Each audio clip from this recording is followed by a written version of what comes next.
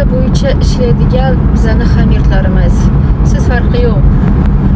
Moskvadamisiz, Sibirdamisiz, qayerda bo'lishingizdan qat'iy nazar bu biznesni bemalol qilsangiz bo'ladi. Biza xudo xohlasa ertaga kechqurun Kalmikiyaga ketyapmiz. Kalmikiyaga bizani Kalmik nimalarimiz bor, biznes partnerlarimiz bor. Ular aytishdi, bizani ham hozir nimamizda, shahrimizda o'zbeklar Rossiya ham ko'p, ular ham xohlayapti. Sizlar kelib mana shu biznes turlarini o'rgatib, mana shu biznesga olib kirishlaringni deyapti. Ko'ryapsizlarmi azizlar?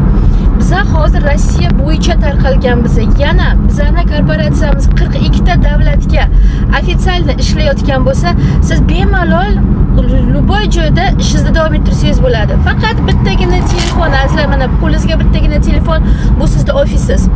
Rossiyada hozir ishni boshlab O'zbekistonda davom ettirishingiz mumkin. Yo bo'lmasa O'zbekistondan Turkiyaga ketib qolsangiz, Turkiyaga ham ofitsialni ochilyapti. Azizlar, harakat qiling. Bu biznesning kelajagi bor. Men shu uchun qancha jon uzyapman. O'zbeklarimiz, tojiklar bizadan hozir oshib ketdi. Rostdan ham tojiklar bizadan keyin kirib, bizadan hozir birinchi o'rinda o'tib ketishdi. Chunki ularga birdamlik bor, ular ishonishdi korporatsiyaga, mahsulotimizga, bizani marketing planimizga ishonib, hozir bizadan ildamlab ketishdi. Ularga hozir starshi menejerlar chiqishdi.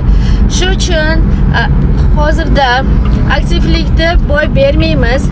Chunki bu korporatsiyaga hozir 42 ta davlatning ichiga O'zbekiston hozir birinchi o'rinda turibdi. Ishonasizlarmi? Vallahi O'zbekiston hozir birinchi o'rinda turib, hozir 7 ta davlatisi 7-chisi bo'lib kiryapti. Masalan, Yevropa davlatlarida texnologiyasi asosida qurilgan bo'lsa, 7-chi davlat bo'lib hozir O'zbekiston bo'lib, O'zbekistonda hozir mana shu korporatsiyaning zavod qurilyapti. Azizlar, O'zbekistonda hozir 700 ta magazini bor.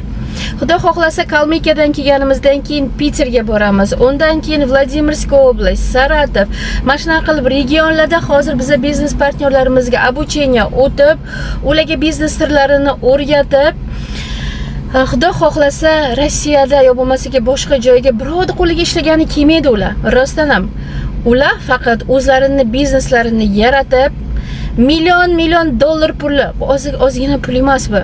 Shu pulni bizani o'zbeklarimiz topishyapti. O'zbek ayollarimiz uyga o'tirib topishyapti. Bu uchun sizga sotishingiz yo bo'lmasa kimgadir masalan aytishingiz shart emas, bu biznes yurgiziladi. Agar kim Kalmikiyaga bo'ladigan bo'lsa, shanba, yakshanba kunlari biz o'sha yerga prezentatsiya o'tyapmiz. Komanda biz bilan boryapmiz, kutib olinglar.